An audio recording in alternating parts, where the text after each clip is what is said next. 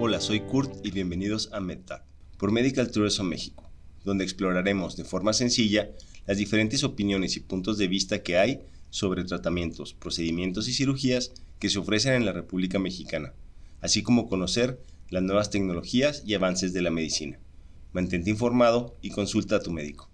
En este episodio platicaré con el Dr. Javier López, urólogo certificado con más de 8 años de experiencia y que tiene su consultorio en la ciudad de Monterrey, Nuevo León. Mi objetivo es tratar de aclarar el mayor número de preguntas relacionadas con la disfunción eréctil, así como los tratamientos que existen para solucionar este problema que afecta al 50% de los hombres arriba de los 40. Recuerda suscribirte a nuestro canal y activar las notificaciones para que no te pierdas ningún episodio. Comenzamos. Hola, ¿qué tal? Bienvenidos al día de hoy. En este capítulo nos va a tocar hablar con el doctor Javier López, urólogo en Monterrey, sobre el tema lo que callamos los hombres, la disfunción eréctil. ¿Cómo estás? Buenos días. Buen día, ¿cómo está? Primero que nada, agradecerte bastante tú, Kurt, porque esto a final de cuentas son temas de amplio interés en la actualidad, también en la no actualidad, ¿verdad? O sea, es un tema que toda la vida al hombre nos ha preocupado y que definitivamente ahora con tanto acceso a información y con tanta, pues, bombardeo de todos lados, pues son temas que cada vez son más populares y que ya el hombre es mucho más abierto en discutirlos y tratarlos, ¿verdad? Claro, y Te agradezco la invitación. Y mala información. Esperemos aquí dejar a todo mundo con la información correcta y pues adelante. Primero que nada me gustaría preguntarle, ¿por qué escogió esta especialidad, doctor, la de urología? Yo creo que esa pregunta nos la hacen a los urólogos prácticamente desde amigos, familiares, colegas de otras especialidades y yo resumo siempre a decir que es una especialidad de las más completas que existen. Tenemos mucha consulta, tenemos procedimientos quirúrgicos, las urgencias que a pesar de todo pues sí las hay, no son tan frecuentes o algo que sea prácticamente debido a muerte, vaya, muy pocos casos, ¿verdad? De urgencias así que te tengas que estar despegando. Entonces, básicamente yo creo que es una de las especialidades más completas en ese aspecto. Tiene un poquito de todo. Obviamente el paciente es un paciente, la mayoría son hombres, pero tenemos una 30-40% de mujeres que también nos visitan, ¿verdad? Por diferentes causas, infecciones, piedras. Entonces yo creo que la mayoría de los urólogos no creo que estemos arrepentidos de la decisión que tomamos, a pesar de que se presta para ciertos chistes entre los amigos y todo. Aquí la verdad es que estamos muy contentos ejerciendo la urología porque podemos ayudar a mucha gente en muchos aspectos que a veces nos faltarían horas para poder decir todo lo que podemos hacer por varios pacientes en diferentes aspectos de la vida, ¿verdad? Y pues básicamente el urólogo es al hombre lo que el ginecólogo a la mujer. Sí, pero como te digo, también tenemos una parte donde vemos las vías urinarias de hombres y mujeres. Mujeres, claro. Donde involucramos a las mujeres también en nuestra práctica diaria, ¿no? O sea, piedritas, tumores, infecciones. Pero sí, en genitales en general somos lo que vendrá siendo el ginecólogo para la mujer, somos el urólogo es para el hombre, ¿no? Lo que vendrá siendo en genitales externos. Adentrándonos un poco al tema, ¿qué es la disfunción eréctil, doctor? Bueno, definitivamente la definición yo creo que más clara y burda, por así decirlo, la disfunción eréctil es la incapacidad de mantener una erección lo suficientemente rígida para lograr tener un acto sexual o un coito de una manera satisfactoria, tanto para el hombre como para su pareja, ¿verdad? Entonces, en ese tenor podemos decir que la disfunción eréctil, pues obviamente como en todo en la vida hay una escala de grises, ¿verdad?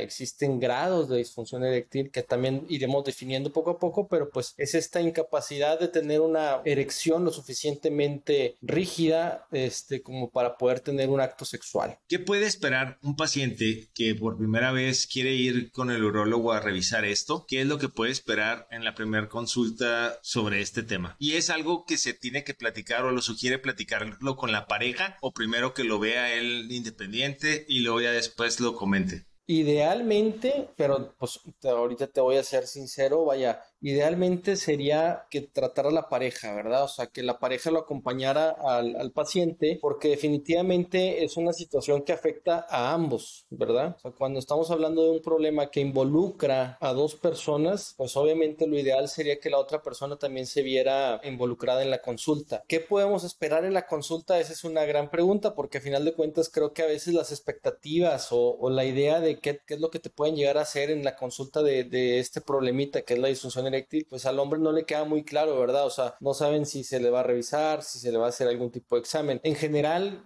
yo a los pacientes les explico que la consulta nos sirve para conocernos, para conocer un poquito de los antecedentes que tienen mucho que ver, y ahorita lo iremos platicando, y sobre todo para poder ir planeando pues ahora sí que un tratamiento en base a lo que nosotros vamos definiendo. La exploración física es de suma importancia porque hay cosas que tenemos que ir descartando, sobre todo al revisar al paciente, ¿verdad? Como factores anatómicos que pudieran estar condicionando esta situación, y pues obviamente en conocer tanto lo que vendrá siendo lo que él siente como su pareja nos puede ir dando una idea de la severidad o la magnitud de los problemas, ¿verdad? ¿Qué tan común es la disfunción eréctil? Esa es una muy buena pregunta. La disfunción eréctil, ¿qué tan común es? Son porcentajes que obviamente en estudios epidemiológicos ya están muy bien definidos. Digamos que globalmente estamos en un 19-20% de la población masculina que puede llegar a sufrir disfunción eréctil. Obviamente esto va a ser muy diferente en los rangos de edad. Por ejemplo, a los 30 años el porcentaje ronda por el 2% de pacientes con disfunción eréctil, ¿sale? Pero conforme va aumentando la edad, obviamente el porcentaje va aumentando muchísimo. Entonces, por decirte algo, a los 80 años tenemos prácticamente el 50% de los pacientes con un grado de disfunción eréctil.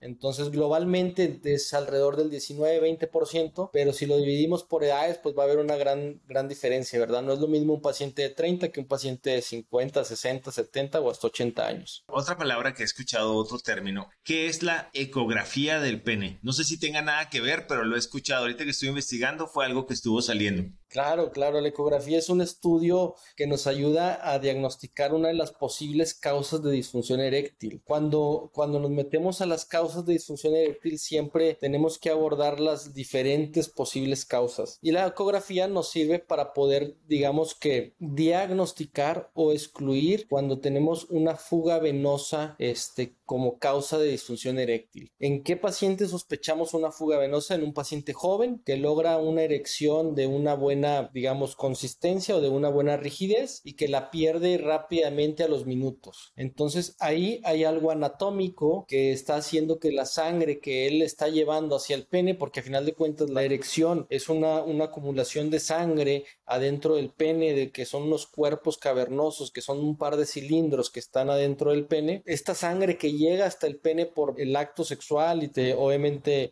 la excitación y todos los factores que rodean al acto, esa sangre que llega rápidamente se fuga. Cuando sospechamos eso, el ultrasonido de pene nos es bastante útil para poder ver esa fuga y documentarla y poderle decir al paciente, tienes este problema y hay que hacer esto, ¿verdad? Otra de los lugares donde usamos el ultrasonido de pene es una enfermedad que también está muy relacionada con la disfunción eréctil, que es básicamente la enfermedad de Peyronie. Entonces, a final de cuentas, este tipo de situaciones, ambas son diagnosticadas o nos ayudan bastante el ultrasonido peniano a poder, pues ahora sí que irnos hacia un lado o hacia el otro, ¿verdad? Y básicamente la disfunción eréctil es cuando por alguna razón el flujo sanguíneo no llega al pene. Así es. ¿O existe alguna otra razón? Es que ahí ya nos metemos a las diferentes causas, ¿verdad? Okay. A final de cuentas, las causas de la disfunción eréctil son muy, muy amplias, ¿verdad? Una de las que te platicamos ahorita, pues es esa, ¿no? Que la sangre se fuga o que existe una enfermedad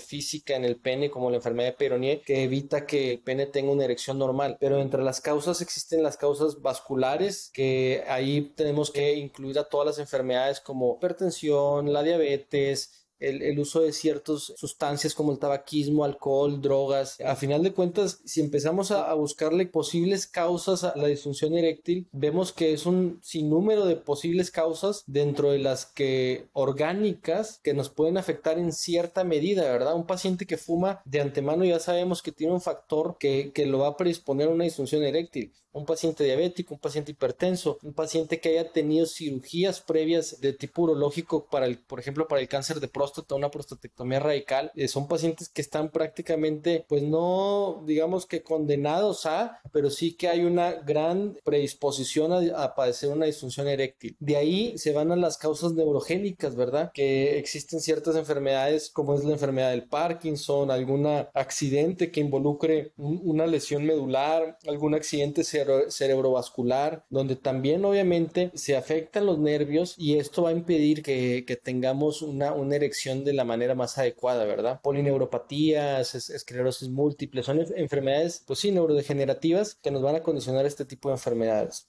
¿Cómo categorizan los tipos o cómo lo manejan? Era lo que platicábamos inicialmente, hay una clasificación, vaya, donde prácticamente podríamos decir que son 4 grados, lo que estaríamos esperando de poder clasificar la rigidez o clasificar la erección. Esto es para clasificar la erección, la calidad de la erección. Existen 4 grados, ¿no? Donde el grado del 3 y el 4 todavía nos permiten tener relaciones, ¿verdad? El 4 es una erección normal que te permite penetrar, el grado 3 es una erección que te permite penetrar, pero ya no está lo suficientemente rígida como quisiéramos o al máximo esplendor. El grado 2 hay una erección, pero no te permite ya la penetración. Y en el grado 1 sí hay cierta tumefacción, o sea, se pone tantito duro, pero ya ni siquiera para poder intentar una penetración, ¿verdad? Okay. El grado 0 de la erección, pues es prácticamente nulo. Esa es una clasificación de los grados de erección pues la calidad de la erección. Pero también existen interrogatorios donde vamos a clasificar en leve, moderada, severa la disfunción eréctil, ¿verdad? Estos interrogatorios los han hecho durante mucho tiempo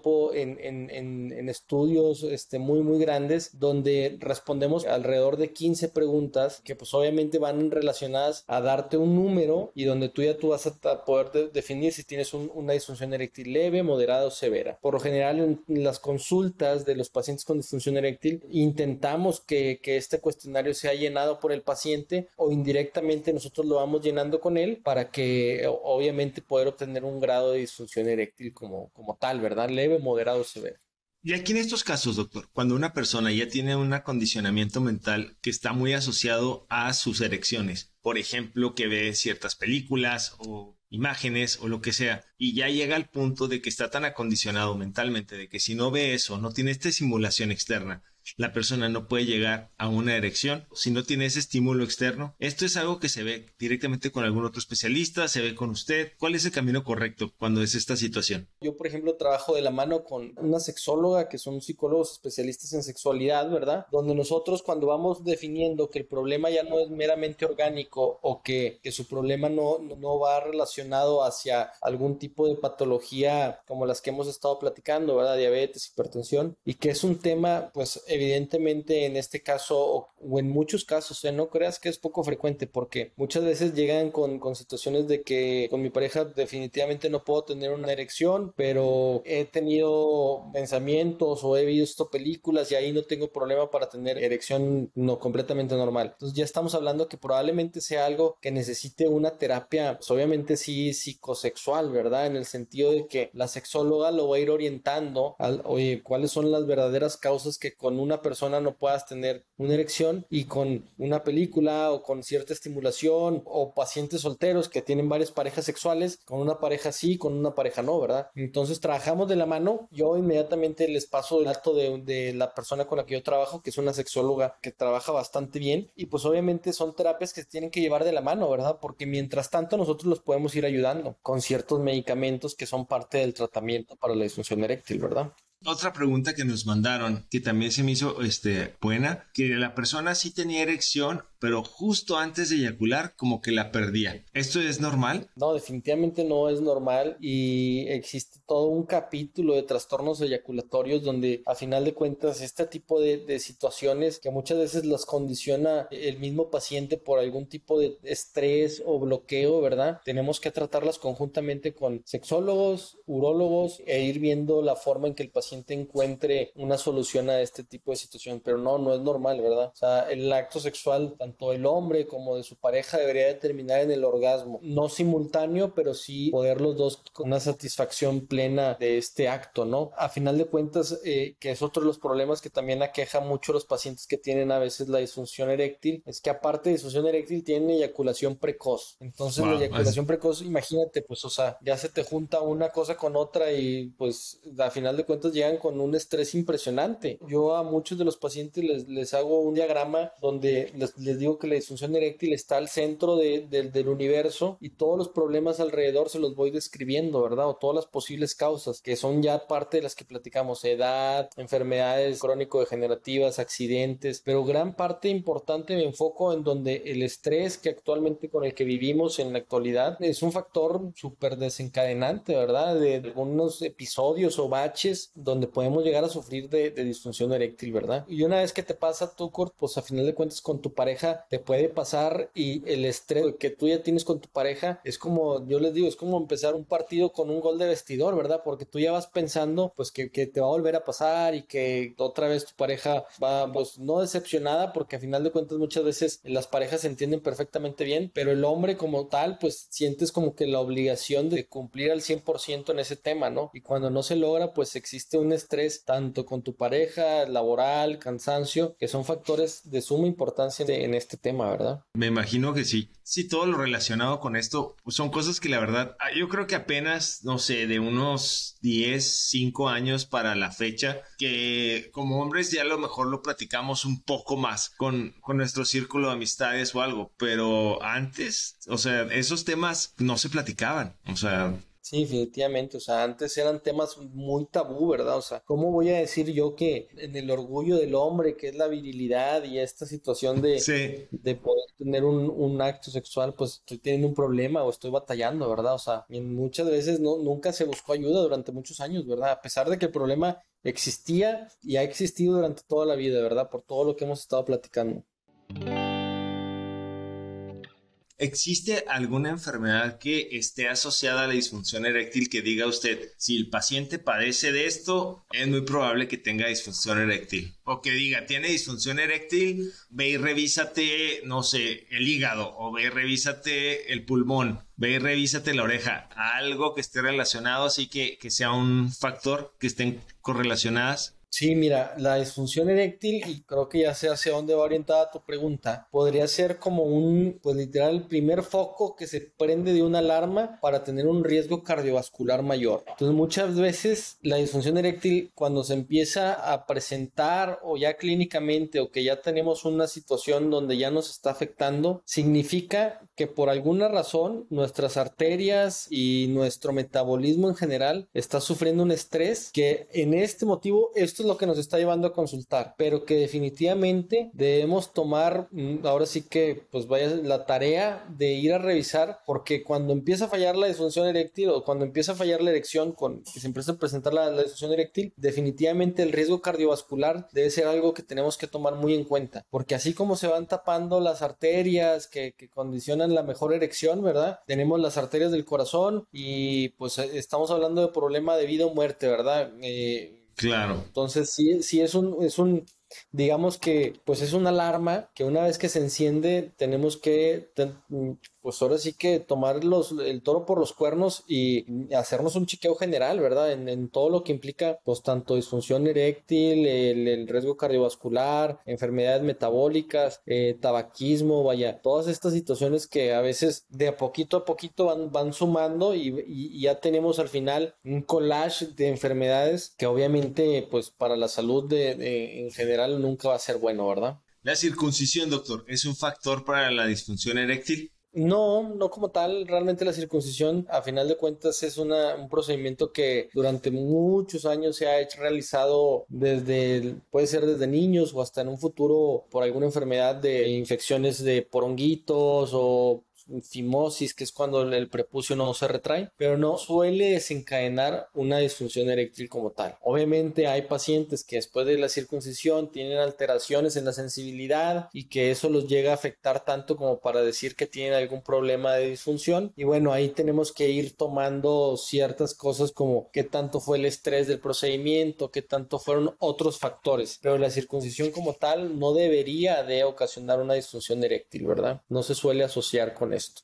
Aquí en el caso de los fisicoculturistas o gente que practica algún tipo de deporte de este tipo, que se inyectan algún tipo de esteroides o que manejan un nivel de porcentaje de grasa del 10% o menos, que traen las venas marcadas por todos lados, supongo que ahí abajo también debe, o se infla la vena, o es la misma vena, o el tamaño de la vena no cambia, o qué impacto puede tener en la disfunción eréctil, si es que lo hay, ¿no? Si hay alguna relación o no. Claro, mira, realmente los fisicoculturistas, y no, esto no es generalizando, ¿verdad? No quiere decir que lo hagan todos, pero existen ciertos, ellos le llaman como shots o ciclos, donde utilizan esteroides y utilizan testosterona. Entonces, a la larga, el usar algún tipo de hormona en tu cuerpo, lo que va a hacer es que va a hacer que tu cuerpo, como funcionamos con una retroalimentación negativa en las hormonas. ¿Qué quiere decir esto? Que una vez que tu cuerpo está acostumbrado a que tú le estás poniendo la inyección de testosterona, la inyección de esteroides, tu cuerpo va a dejar de producir fisiológicamente o naturalmente estas hormonas, porque tu cuerpo dice, oye, pues ya me la estás inyectando, ¿para qué sigo produciendo? Entonces es donde podemos llegar a ver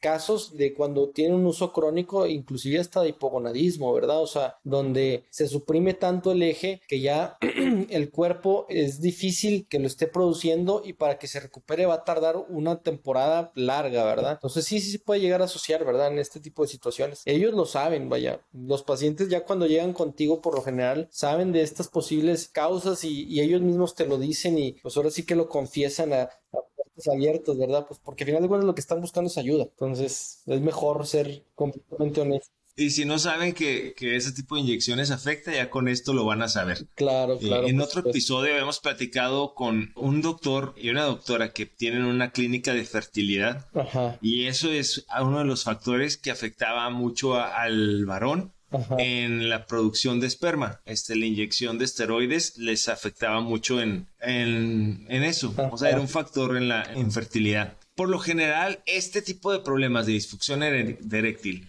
¿a qué edad empieza, doctor?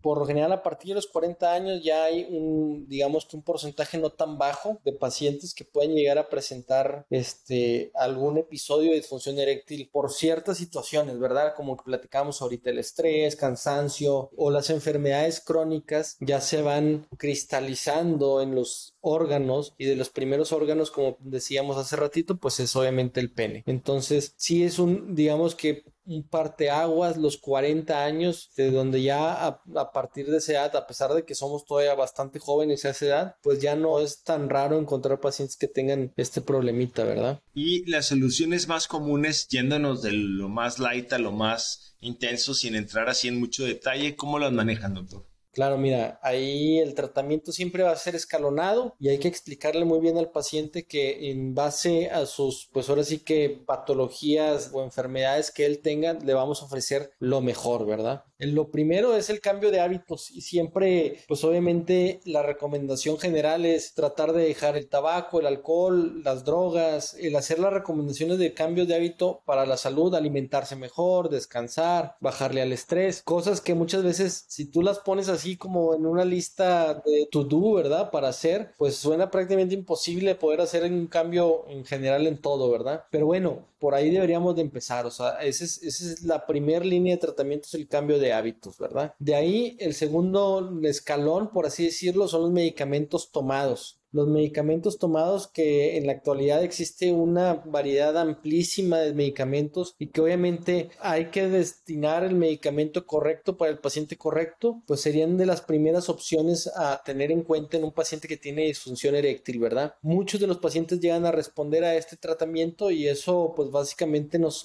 facilita que él pueda continuar con una actividad sexual satisfactoria para él y su pareja. Antes de que se me vaya al siguiente escalón, Ajá. sobre ese escalón tengo tengo 3 preguntas. A ver. Que este episodio he estado analizando que se siente más como un Q&A, Sí. pero la verdad son tantas preguntas al respecto que sí decidí desde el principio, en lugar de llevarlo tanto como una plática entre amigos, sino más bien como a sacarle dudas para motivar a que la gente, o bueno, los hombres, aclaren sus dudas, vean que eso no es normal y se animen a estar yendo, ¿no? Claro. Ahorita, sobre el siguiente escalón, tengo 2 preguntas. Algo, en las películas siempre, bueno, no siempre, pero se ve muy seguido, de que cuando llega el hombre con infarto o dolor en el pecho al hospital, antes de que le van a hacer algo, le preguntan, ¿está tomando algo para disfunción eréctil? No. Ah, bueno, y ya le dan. ¿Eso es verdad? O sea, ¿hay alguna relación o algo así o nada que ver? ¿O es nada más algo de las películas? Realmente los medicamentos están contraindicados, los medicamentos para la disfunción eréctil. La primera línea de medicamentos está contraindicado en todos aquellos pacientes que hayan tenido un infarto reciente, una arritmia en los últimos 6 meses grave, que estén tomando tratamientos como los nitratos para algún tipo de patología cardíaca. Entonces no es básicamente raro. La pregunta es muy, digamos, dirigida a que a pesar de estar contraindicados, se tomó algún tipo de medicamento porque esto pudiera agravar el episodio agudo que estuviese presentando el paciente, ¿verdad? Siempre relacionado mucho hacia alguna insuficiencia cardíaca, hacia algún infarto agudo, a final de cuentas al uso de ciertos tratamientos que se utilizan para manejar este tipo de patologías. Entonces no es raro, vaya, están hasta cierto punto, digamos que bien orientadas esas preguntas. Ahora, el siguiente escalón, perdón, doctor. El siguiente escalón te platicaba, una vez que los tratamientos orales no funcionan del todo bien, hay que pensar en que pues tenemos que ser un poquito más invasivos y existen ciertos medicamentos que ya son no tomados y ahí van los inyectados directamente en el cuerpo cavernoso que es en el pene, o medicamentos que van colocados como un pequeño, como una gota de gel que se coloca intrauretral, que es adentro del conducto por donde sale la pipí. Estos medicamentos funcionan bastante mejor, ¿verdad? Porque son medicamentos prácticamente que al ser más locales tienen una acción más potente y sería el segundo escalón de tratamiento.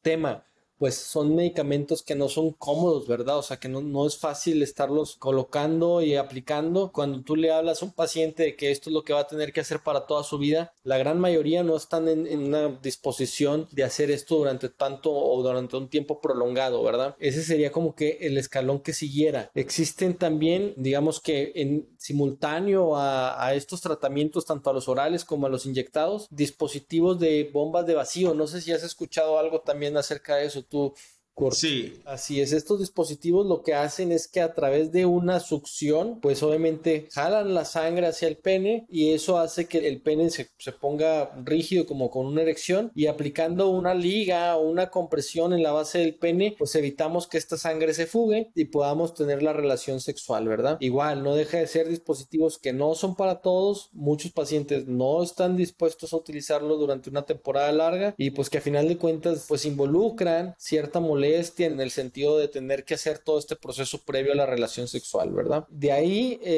ya seguiría a pasar al siguiente escalón, que sería, yo ya lo explico como el tratamiento más definitivo, y el último escalón para tratar la disfunción eréctil, que son las prótesis de pene, ¿verdad? Que también no sé si ya haya algún conocimiento o alguien haya hecho alguna pregunta acerca de las prótesis, pero bueno, a final de cuentas es el último escaloncito. Ahí sobre las prótesis, si alguien mandó una pregunta, que si uno ya está con el problema de disfunción eréctil y ya vio que la prótesis va a ser el camino, que si de una vez ahí aprovecha y la prótesis la puede usar para incrementar el tamaño o el grosor, que es como un 2 en 1, o que son aparte. Y claro, vaya, yo creo que esa es de las dudas más frecuentes cuando hablamos de las prótesis de pene, pues de que oye, ya estás ahí, échame la mano con una pulgada más, ¿no? A final de cuentas, la prótesis hay que tener bien en claro que su principal objetivo es curar la disfunción eréctil, ¿verdad? No es un tratamiento para un alargamiento o un engrosamiento. Al contrario, muchos de los pacientes después de colocarles una prótesis van a sentir un acortamiento del pene y lo van a sentir lucir más delgados de lo normal. Pero esto es un tema que tiene que explicarle bastante bien al paciente, porque a final de cuentas este acortamiento que ellos pudiesen llegar a sentir es porque cuando el paciente lleva varios años antes de tomar la decisión de ponerse una prótesis de pene, pues imagínate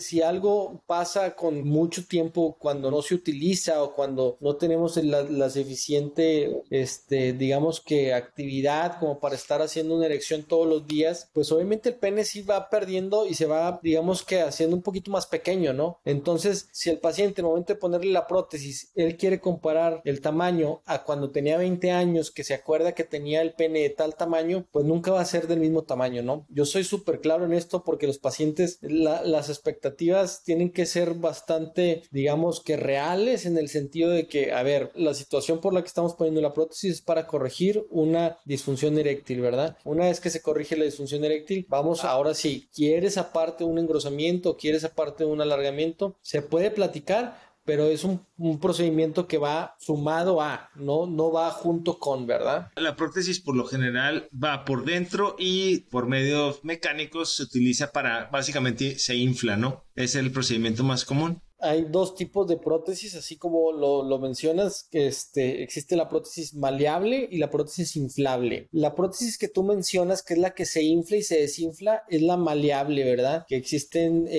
varias en el mercado y que son bastante buenas, ¿verdad? Y este tipo de prótesis lo que hace es que funcionan con agua o solución fisiológica, y esta solución tiene la capacidad de llenar los cilindros que van por dentro del pene, y con un botón puedes vaciar esos cilindros para tener un estado de flacidez. No sé si me expliqué más o menos. No, sí, claro. Entonces es una bombita que traemos en el escroto donde nosotros pompeamos agua de un reservorio hacia el pene, se llenan los cilindros, puedes tener la penetración y luego una vez que termines existe un botón de vacío donde se vacía esta solución y esta solución se va hacia el reservorio, ¿verdad? Digamos que es la prótesis más natural porque tiene un mecanismo o un estado de no erección y de erección, o de flacidez y de erección más bien. Y está la prótesis que es la prótesis maleable, que esta es mucho más sencilla, son un par de componentes de silicón que van por dentro del pene y que tienen la capacidad de moldearse a como quiere el paciente. Entonces, pues sí, tienes una rigidez prácticamente todo el tiempo. Esta rigidez te permite tener relaciones en el momento en el que tú quieras, pero obviamente con pues digamos, la contra de este tipo de prótesis es que, pues al momento de no tener relaciones como quiera vas a tener cierta rigidez que tú la vas a poder dirigir hacia arriba o hacia abajo o hacia un lado y que no va a incomodar y no va a interferir con tu vida, pero pues va a estar con cierta rigidez este tipo de prótesis, ¿verdad? O sea que a lo mejor va a ser un poco incómodo andar en trajes de baño. En la playa probablemente sí vaya a ser más evidente si tienes una prótesis maleable, ¿verdad? La gran diferencia es el costo, a final de cuentas, tú, Kurt, porque pues sí hay una diferencia muy, muy grande entre una y otra en costos, sobre todo en México y en Estados Unidos es igual, ¿verdad? La ventaja aparente de la prótesis inflable pues es que es mucho más natural, ¿verdad? Y obviamente las dos tienen sus que veres en cuanto a la colocación, no la pone cualquier urólogo. Por ejemplo, nosotros que hicimos una subespecialidad en reconstrucción, pues básicamente nos fuimos a entrenar en algo para solucionar este tipo de situaciones, pero no es una situación que cualquiera pudiera estarlo realizando, ¿verdad? Y con esas pompas la eyaculación sigue normal, ¿correcto? Sí, no hay ningún problema en la eyaculación. El grado de excitación y sensibilidad se mantienen bastante bien. Y tocó un punto que qué bueno que lo mencionó.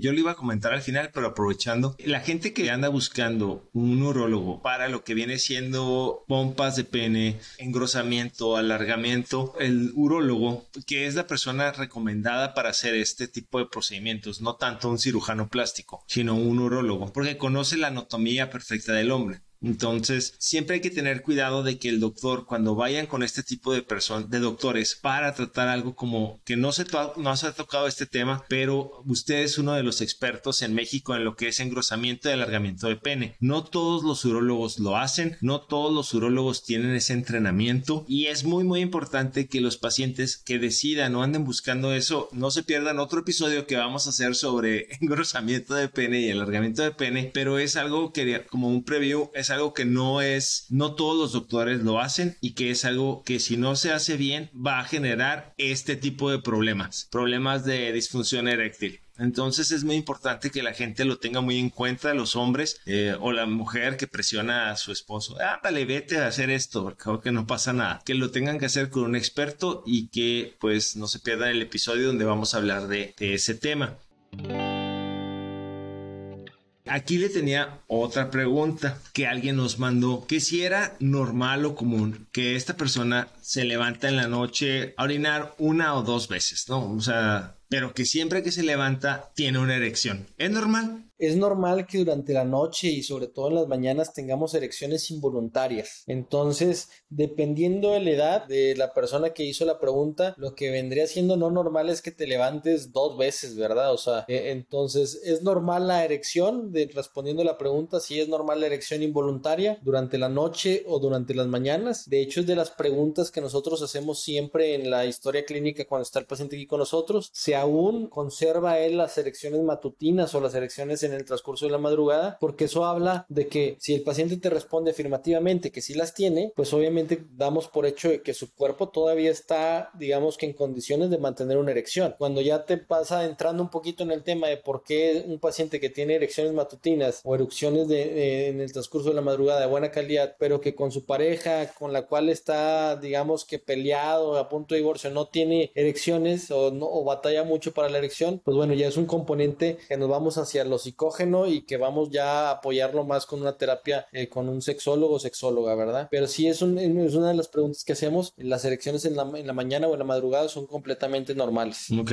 De hecho. Esas son las preguntas. Y bueno, lo de que comenta de ir al baño en la madrugada también pues es algo que sí lo habíamos visto en el tema de la próstata o en otro episodio, de que es algo que si vas más de 2 veces pues sí vale la pena que te des una revisada de la próstata. Claro, así es. Entonces ya cuando se relaciona el límite de la próstata, pues a final de cuentas ya es otro tipo de problema que, pues vaya, como todo en la vida, o sea, pueden coexistir 2 patologías, ¿verdad? O sea, no es poco frecuente que un paciente prostático tenga un problema de disfunción eréctil, ¿verdad? Y en su momento se pueden atender las 2 causas simultáneamente, ¿verdad? Sin ningún problema. ¿Y existe algún tipo de alimento que pueda ayudar o a prevenir, a mejorar o a empeorar la disfunción eréctil? Por ejemplo, bueno, ya sabemos que el cigarro es un factor que afecta. ¿Existe algún alimento que sea como que ayude un poco? O no que cure, no que trate, no que sea una recomendación médica, pero que pues, ayude. Sí, pues mira, o sea, obviamente hablando del cigarro, que no lo podemos considerar alimento, pues son hábitos súper dañinos y que afectan en todo y que te afectan también a la erección. Pero como tal,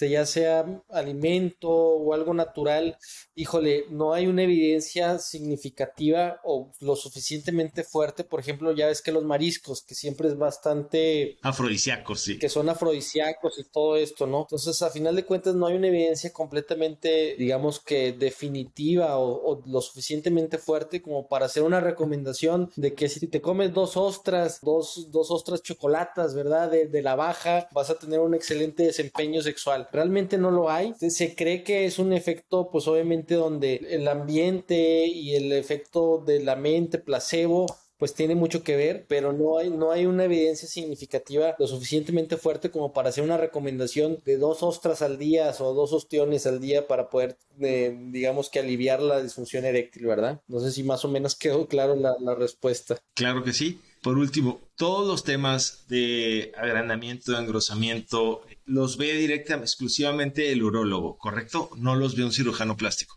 Sí, lo ideal es que sea un urólogo que tenga un adiestramiento específico en un tema de reconstrucción o andrología, ¿verdad? Donde nos adentramos mucho al tratamiento de este tipo de padecimientos, tanto enfermedad de Peyronie, que te puede producir la disfunción eréctil como tal, y pues sobre todo las soluciones, que son cirugías que no las realiza cualquier neurólogo y mucho menos cirujano plástico, ¿verdad? Hay que tomar en cuenta que son cosas muy específicas, que lo ideal es buscar a gente que se encuentre preparada y que tenga, pues ahora sí que un portafolio. Yo siempre les digo a los pacientes, o sea, a final de de cuentas yo tengo un portafolio donde te puedo enseñar los diferentes casos que hemos operado, obviamente respetando y con la autorización previa de los pacientes para poder enseñar los resultados tanto estéticos como funcionales de cirugías que van a ayudar a resolver pues tanto la disfunción eréctil como otros problemas, ¿verdad? Que ojalá y después tengamos más tiempo para platicar. Pues muchas gracias, doctor. Y por último, aclaro, la enfermedad del perioné es cuando el pene está chueco.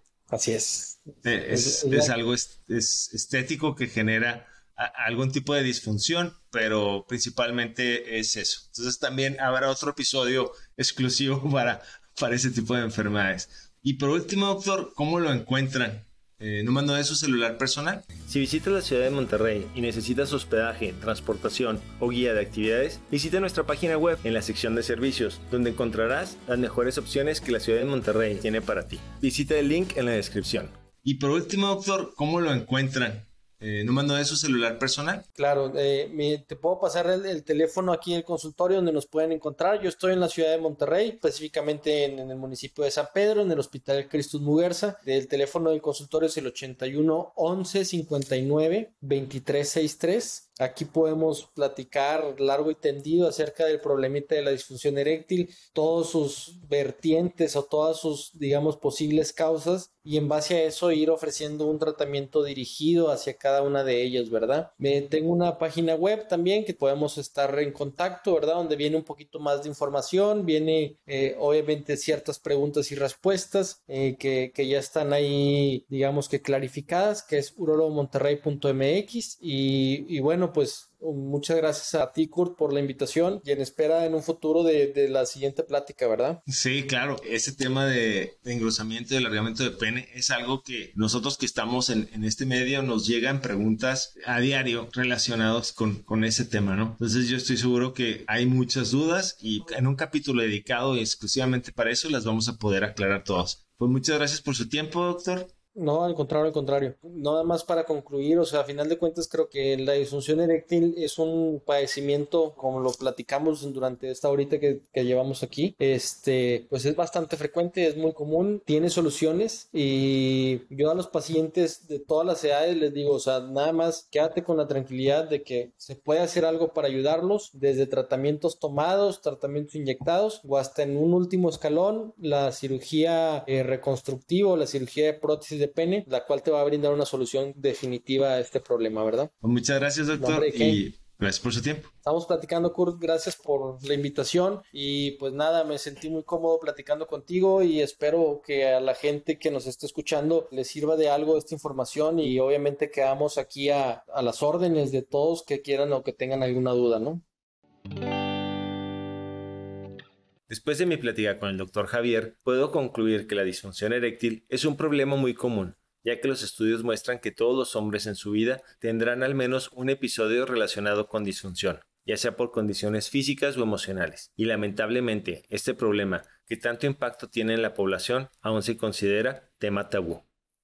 Antes de escoger a tu doctor, investiga sus años de experiencia, así como el número de procedimientos que ha realizado y si es miembro de las instituciones que regulan y certifican que cuenta con los estudios y conocimientos necesarios para realizar los procedimientos y cirugías que ofrece. La información mencionada aquí representa un punto de vista y no debe ser tomada como consulta o valoración médica. Y recuerda, invertir en salud para no gastar en enfermedad es una excelente filosofía. Escucha nuestros episodios y mantente informado. Gracias por haber escuchado. No se te olvide suscribirte a nuestros canales y dejarnos tus comentarios. Esto nos ayuda a generar contenido de tu interés en un futuro.